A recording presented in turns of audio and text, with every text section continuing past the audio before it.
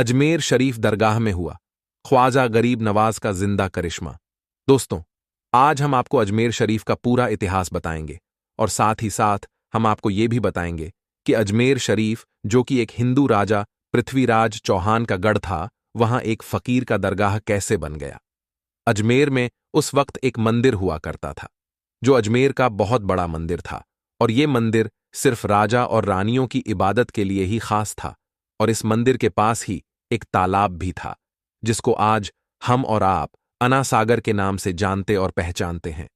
हिंदू इस तालाब के पानी को बहुत ही पवित्र यानी पाक साफ मानते थे। उनका मानना था कि जो भी इस तालाब में नहा लेगा, उसके सारे गुनाह झड़ जाएंगे। कहते हैं, इस मंदिर में रात को इतने चिराग जलते थे कि हर रात 3.5 मन तेल उन चिरागों में इस्तेमाल होते थे। अगल बगल के कई देहात इलाके मंदिर के नाम थे, यानी उन देहात की आमदनी मंदिर पर खर्च होती थी। उस मंदिर में हजारों लोग रहते थे, जिनका काम आने वालों की सेवा और देखभाल करना था कि कौन सा खुदा बेटा देता है और कौन सा देवता सेहत और तंदुरुस्ती का मालिक है, और किस मूर्ति की पूजा से दौलत की बारिश होती है।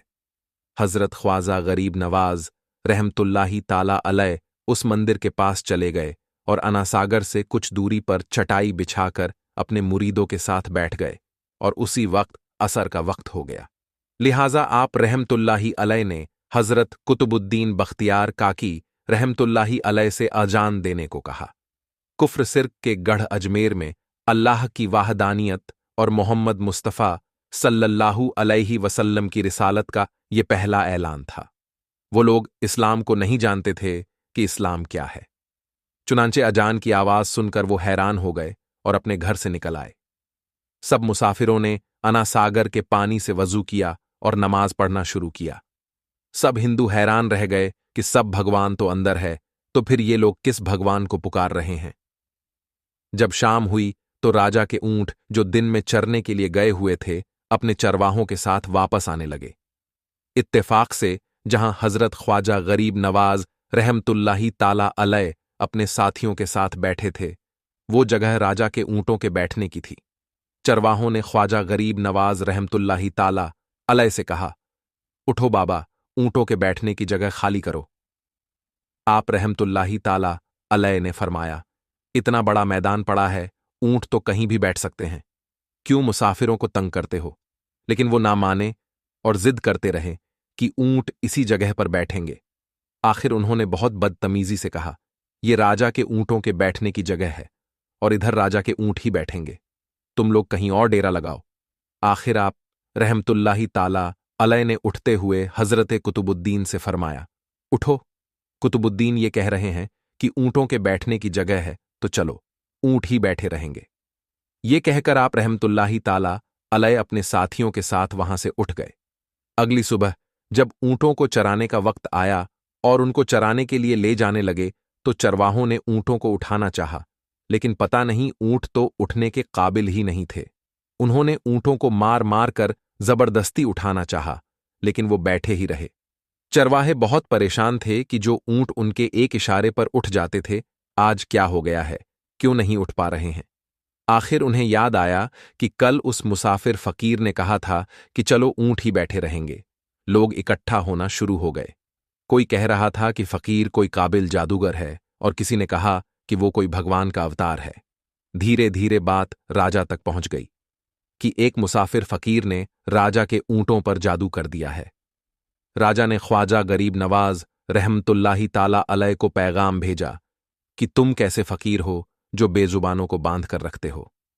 ये बेचारे भूख प्यास से मर जाएंगे, इसलिए मेहरबानी करके अपना जादू वापस ले लो। आप रहमतुल्लाही ताला अलैह ने फरमाया, हम मुसलमान हैं और मुसलमान बद्दुआ नहीं करते, ना ही जादू करते हैं। जाओ कहो कि जिसके हुक्म से बैठे थे उसी के हुक्म से उठ खड़े हो जाओ। अब जो जाकर उठाया तो ऊंट फौरन उठ गए और हिंदुओं की दिलचस्पी उन मुसाफिरों में बढ़ने लगी। पांचों वक्त अजान होती और नमाज अदा की जाती।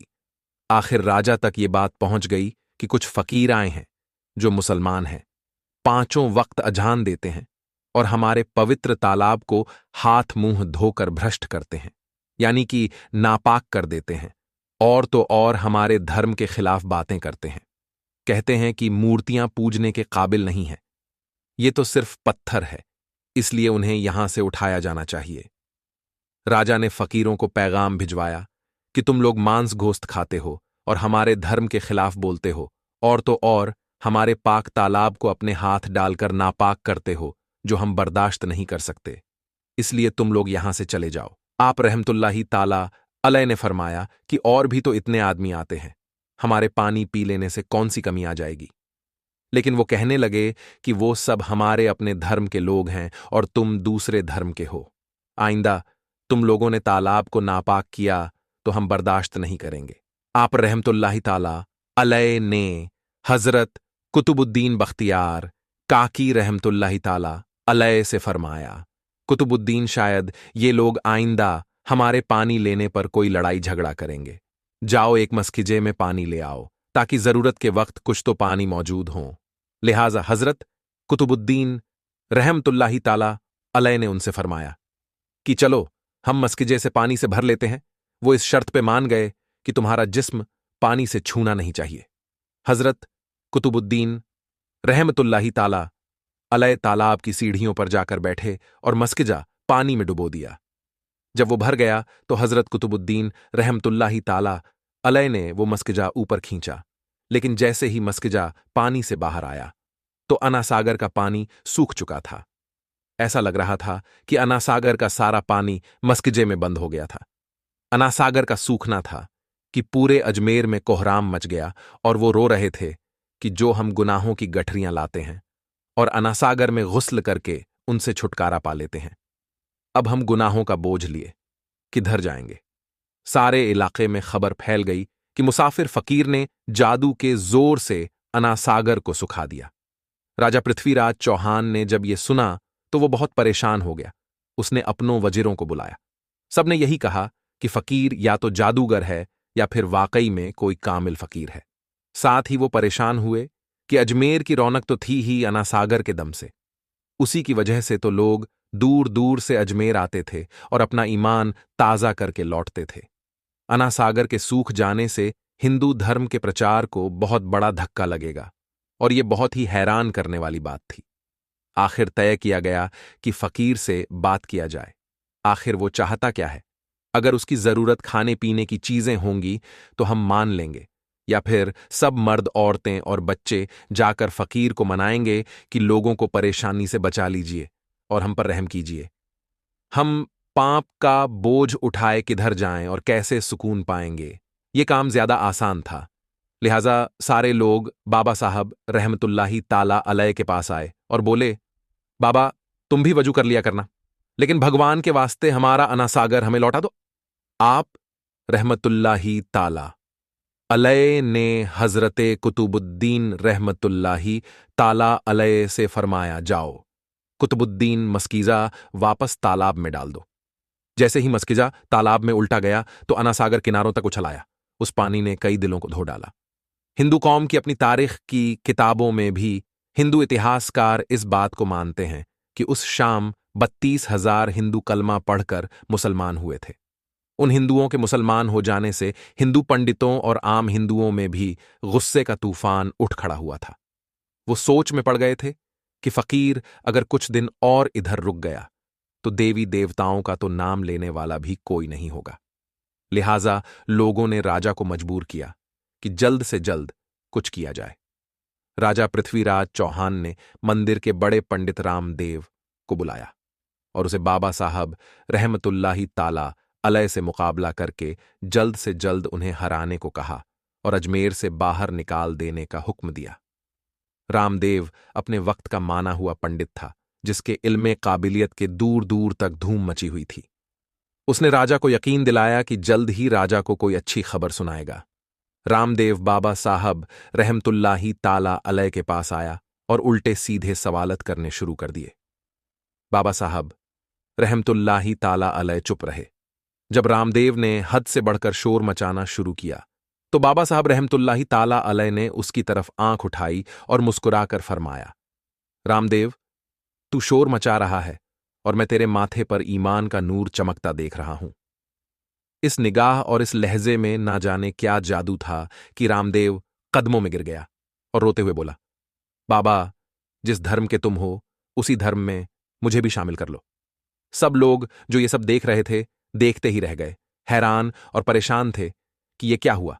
जो खरीदने आया था वो खुद बिक चुका है, जो जीतने आया था वो हार चुका है। पंडित रामदेव खुद ख्वाजा गरीब नवाज रहमतुल्लाही ताला अलय के हाथों पर मुसलमान हो चुका था। सुभान अल्लाह। दोस्तों, आज कुछ लोगों की वजह से पूरे देश का माहौल बिगड़ा हुआ है। जगह जगह पर लोग हिंदू मुसलमान कर रहे हैं, जगह जगह पर दंगे फसाद हो रहे हैं। हाल ही में आपने हरियाणा के मेवात के नूह में देखा और सुना भी होगा कि किस तरह से वहां का माहौल बिगड़ा हुआ था। ऐसे बिगड़े हुए माहौल में हम आपको दो ऐसे वाकया बताते हैं जिसको सुनकर आप समझ जाएंगे कि ना तो सारे हिंदू बुरे होते हैं और ना ही सारे मुसलमान बुरे होते हैं। सिर्फ कुछ लोग बुरे हैं जो अपने फायदे के लिए ऐसा करते हैं। ये दोनों वाकया यकीनन आपके दिलों से नफरत को मिटा देंगे। इसलिए आज की वीडियो आप सभी के लिए बहुत ही खास है। आप हिंदू हो या मुसलमान, आप इस वीडियो को आखिर तक जरूर देखें। और अगर आपको ये लगे कि ये वीडियो हिंदू और मुसलमान को एक करने में मददगार साबित हो सकता है, तो आप इस वीडियो को दिल से एक लाइक करें और मेहरबानी करके इसे शेयर भी कर दें, ताकि और भी लोगों के पास ये वीडियो पहुंच जाए। तो चलिए आज की वीडियो को शुरू करते हैं। दोस्तों, पहला जो वाकया है ये है इलाहाबाद की रहने वाली एक लाडी डीडीएच की, जिसका नाम आरती था। आरती लखनऊ में रहकर अपनी पढ़ाई पूरी कर रही थी। आरती उस दिन अपने घर इलाहाबाद जाने वाली थी, मगर उसी दिन उसके किसी फ्रेंड के घर पर कोई पार्टी थी। इसलिए उसने सोचा कि पहले मैं अपनी फ्रेंड के घर पार्टी अटेंड कर लेती हूं, उसके बाद शाम को अपने घर चली जाऊंगी। बस यही सोचकर उसने अपना रिजर्वेशन भी करवा लिया था। उसके बाद आरती ने पार्टी अटेंड की और फिर शाम को सीधी वो अपने फ्रेंड के घर से निकली और रेलवे स्टेशन पहुंच गई और जाकर ट्रेन में अपनी सीट पर बैठ गई। आरती का रिजर्वेशन जिस बोगी में था उसमें लगभग सभी लाडी डीडीएच के ही थे, जिनके हंसी मजाक आरती को खूब डरा रही थी। टॉयलेट जाने के बहाने से आरती पूरी बोगी में घूम आई थी। मुश्किल से पूरी बोगी में 2 या 3 औरतें रही होंगी। ये देखकर आरती डर से कांप सी गई, क्योंकि पहली बार वो रात के वक्त ट्रेन में अकेली सफर कर रही थी। इसलिए वो पहले से बहुत घबराई हुई थी और अब उसकी बोगी में सारे लड़के ही भरे पड़े थे। ये देखकर वो और भी ज्यादा डर गई थी। इसलिए फिर वो खुद को सहज करने के लिए अपनी सीट पर बैठी और एक मैगजीन निकालकर पढ़ने लगी। बोगी में लड़कों का एक झुंड था जो किसी कैंप में जा रहा था। उनकी हंसी मजाक और उनके चुटकुले आरती को और भी ज्यादा डरा रहे थे। आरती के डर और भी बीच रात धीरे धीरे गुजरने लगी, मगर आरती अभी भी कांप रही थी। ये देखकर अचानक सामने की सीट पर बैठे लड़के ने कहा, हेलो, मेरा नाम अनिल है और आप तो डर के मारे पीली पड़ चुकी हो। तो आरती ने धीरे से कहा, हां। तो वो लड़क कहने लगा, जी कोई बात नहीं, अगर आप अपना नाम बताना नहीं चाहती हो तो मत बताइए, मगर वैसे आप जा कहां रही हो? तो आरती ने धीरे से कहा कि इलाहाबाद जा रही हूं। इतना सुनते ही लड़के ने कहा, क्या इलाहाबाद? अरे वाह, वो तो मेरी नानी का घर है, इस रिश्ते से तो आप मेरी बहन लगी। फिर खुश होते हुए अनिल ने इलाहाबाद की अनगिनत बातें बताना शुरू कर दिया कि उसके नाना जी काफी नामी इंसान हैं, उसके दोनों मामा सेना में बहुत ऊंचे पद पर हैं। इस तरह से वो नई पुरानी बातें करने लगा। आरती भी धीरे धीरे नॉर्मल होकर अनिल की बातों में रुचि लेने लगे। आरती रात भर अनिल जैसे भाई के साए में सोती रही। सुबह आरती ने कहा, लीजिए, आप मेरा पता रख लीजिए, अगर कभी नानी के घर आना हो तो आप हमारे घर जरूर आइएगा। तो ये सुनकर लड्डेचके ने कहा, कौन सा नानी का घर? अरे बहन, वो तो मैंने आपको डरते हुए देखा तो मैं झूठ मूठ के रिश्ते करने लगा। मैं तो पहले कभी इलाहाबाद गया ही नहीं। ये सुनकर आरती चौंक उठी। तो लड्ढेके ने कहा, बहन, ऐसा नहीं है कि सभी लड्ढेके बुरे होते हैं कि किसी अकेली लड्ढकी को देखा नहीं कि उसके ऊपर गिद्ध की तरह टूट पड्डिद्दि ए। हम में ही और भी भाई होते हैं। इतना कहकर प्यार से आरती के सिर पर हाथ रखकर मुस्कुराने लगा। आरती अनिल को देखती रही जैसे कि उसका कोई अपना सगा भाई विदा ले रहा हो। आरती की आंखों में आंसू आ गई। तभी अनिल ने आरती से कहा, हां, बहन, मेरा नाम अनिल नहीं है, मेरा नाम रियाज है। ये सुनकर आरती और भी ज्यादा हैरान रह गई। दोस्तों, ये तो हो गई एक लड़की की बात। अब आपको एक मुस्लिम लड़के का वाक्य बताते हैं, जिसको सुनकर आपका भी दिल खुश हो जाएगा और आपके दिल से नफरत खत्म हो जाएगी। दोस्तों, अब हम आपको जो वाक्य बताने वाले हैं, ये वाक्य गुजरात दंगे का बताया जाता है। कहा जाता है कि 27 फरवरी 2002 को दिन के वक्त एक ट्रेन में आग लगने की वजह से हिंदू मुसलमान के बीच में लड़ाई शुरू हो गई, जो रात तक बढ़ते बढ़ते बहुत ज्यादा बढ़ गई थी। फिर रात के वक्त लोग टोलियों की शक्ल में सड़कों पर घूमने लगे और बेकसूर लोगों पर हमला करने लगे। उसी रात गुजरात के अहमदाबाद शहर में एक हिंदू लड़की अपने घर जा रही थी। इसी बीच उसने देखा कि सामने से सैकड़ों की तादाद में लोग अपने हाथों में तलवार लिए और शोर शराबा करते हुए आ रहे हैं। ये देखकर वो हिंदू लड़की बहुत घबरा गई और इधर उधर भागने लगी। वो बहुत से घरों में गईं, मगर ऐसी हालत में किसी ने भी अपने घर का दरवाजा नहीं खोला। ऐसे में वो लड़की बहुत ज्यादा डर गई थी। फिर वो भागते भागते हड़बड़ाहट में एक मस्जिद में दाखिल हो गई। यानी कि फिर वो धोखे से एक मस्जिद में घुस गई और एक कोने में छुपकर खड़ी हो गई। मस्जिद में दाखिल होने के बाद उस हिंदू लड़की ने देखा कि मस्जिद के दूसरे कोने में एक जवान मौलवी बैठा हुआ कुरान पाक की तिलावत कर रहा है। यानी कि एक चिराग की रोशनी में एक मौलाना कुरान पढ़ रहा है। मौलवी को देखकर फिर वो हिंदू लड़की उनके पास गई और उनको बाहर का सारा माजरा बता दिया। यानी कि उस मौलवी को सब कुछ बता दिया कि वो ऐसे ऐसे अपने घर को जा रही थी, मगर उसके सामने दंगाई आ गई, इसीलिए वो डर के मारे यहां पर आकर छुप गई है। फिर वो हिंदू लड़की मौलाना के सामने हाथ जोड़कर कहने लगी कि आप मुझे बचा लीजिए, आप मेरी हिफाजत कीजिए। अगर मैं इस वक्त यहां से बाहर गई तो बाहर खड़े दंगाई मुझे मार डालेंगे। अभी बाहर के हालात बहुत ज्यादा खराब हैं। ऐसे माहौल में अब मैं अपने घर को नहीं जा सकती हूं, इसीलिए मैं रात भर यही रहकर गुजारना चाहती हूं। फिर वो हिंदू लड़की हाथ जोड़कर मौलवी से कहने लगी कि मैं आपके सामने हाथ जोड़ती हूं, आप मुझे रात भर यहां पर रुकने की इजाजत दे दीजिए।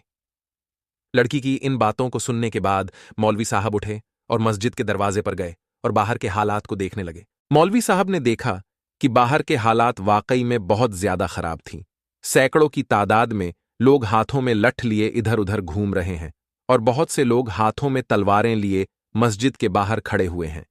ये देखकर मौलवी साहब भी बहुत डर गए। उन्होंने मस्जिद का दरवाजा बंद किया और अंदर जाकर उस लड़की को मस्जिद में रुकने की इजाजत दे दी। अब वो लड़की वहीं मस्जिद के दूसरे कोने में जाकर बैठ गई और मौलाना साहब फिर से कुरान पढ़ने में मसरूफ हो गए। यानी कि कुरान पाक को पढ़ना शुरू कर दिया। उस मौलाना के सामने एक चिराग रखा हुआ था जो चल रहा था। अब इधर वो लड़की मस्जिद के दूसरे कोने में बैठकर मौलाना साहब को देख रही थी। तभी उस लड़की ने देखा कि मौलाना साहब ने कुरान पढ़ने के दौरान अपनी एक उंगली को उस चिराग में डाल दिया और अपनी उंगली को जलाने लगे। फिर थोड़ी देर के बाद मौलाना ने वापस अपनी उंगली को चिराग से बाहर निकाला और फिर से वो कुरान पाक पढ़ने लगे। थोड़ी देर के बाद में लड़की ने फिर देखा कि वो मौलाना साहब फिर से वही काम करने लग गए हैं। यानी कि उन्होंने फिर से अपनी उंगली को चिराग में डाल दिया और थोड़ी देर जलने के बाद उन्होंने वापस अपनी उंगली को बाहर निकाल लिया। मस्जिद के दूसरे कोने में बैठी वो हिंदू लड़की ये सारा मंजर अपनी आंखों से देख रही थी। ये देखकर वो लड़की हैरान और परेशान हो गई और सोचने लगी कि ये मौलाना साहब कहीं पागल तो नहीं हो गए हैं, जो बार बार अपनी उंगली को आग में जलाते हैं।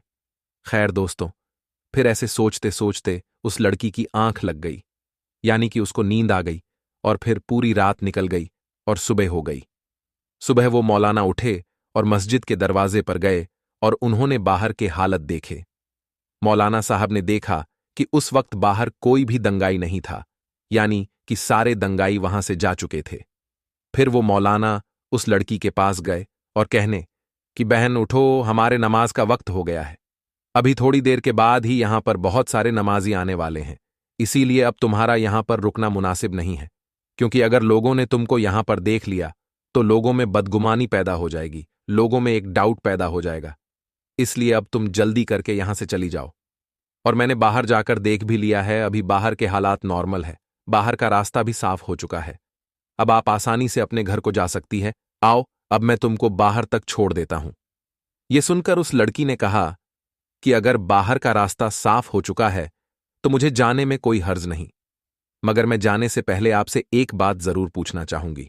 मैं आपसे एक सवाल करना चाहती हूं, पहले आप उसका जवाब दीजिए। यह सुनकर मौलाना साहब कहने लगे कि पूछिए बहन, क्या पूछना चाहती हो? तो वो कहने लगी कि मौलाना साहब, मुझे ये बताइए कि आप रात भर अपनी उंगली को चिराग में जलाने की कोशिश क्यों कर रहे थे? ये सुनकर मौलाना साहब कहने लगे, बहन, इस बारे में आप ना ही पूछो तो अच्छा है, क्योंकि ये मेरा जाति मामला है, इसलिए मैं इसके बारे में आपको नहीं बता सकता। तो ये सुनकर वो लड़की कहने लगी कि जब तक आप मुझे इसके बारे में नहीं बताएंगे तब तक मैं यहां से वापस नहीं जाऊंगी। इसलिए फिर मौलाना साहब को इसके बारे में मजबूरन बताना पड़ा। फिर वो मौलवी साहब कहने लगे कि देखो बहन, बात दरअसल ये है कि जब तुम रात के वक्त यहां पर आई थी तो तुम्हारी खूबसूरती को देखकर शैतान ने मुझको बहकना शुरू कर दिया था। इसलिए फिर मेरे दिल में नफसियती ख्वाहिशात उभरने लगे थे, यानी कि तुमको देखकर मेरे दिमाग में गलत गलत और गंदे ख्याल आने लगे थे और वो मुझको बेचैन करने लगे थे। इसलिए फौरन मेरे दिल ने मुझसे कहा कि अगर तुम बुरा काम करोगे तो कल कयामत के दिन तुम्हें जहन्नम की आग में जलना पड़ेगा, जो इस दुनिया की आग से 70 गुना ज्यादा भयंकर होगी, ताकतवर होगी। इसीलिए पहले तुम इस दुनिया की आग का मजा चख लो। बस यही सोचकर फिर मैं अपने दिल की बात को मानते हुए अपने जिस्म को आग के हवाले कर दिया और अपने जिस्म को आग का मजा चखाने लगा और अपनी नफ्स से कहने लगा कि अगर तुझ में आग की तपिश को बर्दाश्त करने की ताकत है तो फिर तुम्हारी मर्जी है, तुम जो चाहे वो करो। अगर तुम इसको बर्दाश्त कर सकते हो तो फिर तुम ये गुनाह कर लो। इसी वजह से रात में जब जब भी मेरे दिमाग में गलत और गंदे ख्याल आए तब तब मैंने अपने नफ्स को आग के हवाले कर दिया और नफ्स को आग का मजा चखाने लगा। आग की तपिश देखकर मेरे नफ्स गलत काम करने से रुक गई। ऐसे करते करते ही मेरी पूरी रात गुजर गई। तो दोस्तों, देखा आपने, ना ही सारे हिंदू बुरे होते हैं और ना ही सारे मुसलमान बुरे होते हैं। बुरे कुछ गिने चुने लोग होते हैं जिनको भी बुरा बना दिया जाता है, क्योंकि वो बुरा बनेंगे तभी वो किसी का फायदा वहां पर होगा। कुछ लोग हैं जो अपने फायदे के लिए हिंदू मुसलमान को लड़वाने का काम बड़े लेवल पर कर रहे हैं। इसलिए आप ऐसे लोगों की बातों में कभी ना आए और आपस में सब मिलजुल कर रहे। इसी में हम सबका फायदा है, हमारे देश का फायदा है। दोस्तों, उम्मीद करते हैं आज का ये वीडियो आपको पसंद आया है। अगर पसंद आया है तो दिल से इस वीडियो को एक लाइक करें और मेहरबानी करके कम से कम अपने 3 दोस्तों तक इस वीडियो को जरूर शेयर करें। आज की इस वीडियो में बस इतना ही। हम मिलेंगे आपको अगली वीडियो में। तब तक के लिए अल्लाह हाफिज।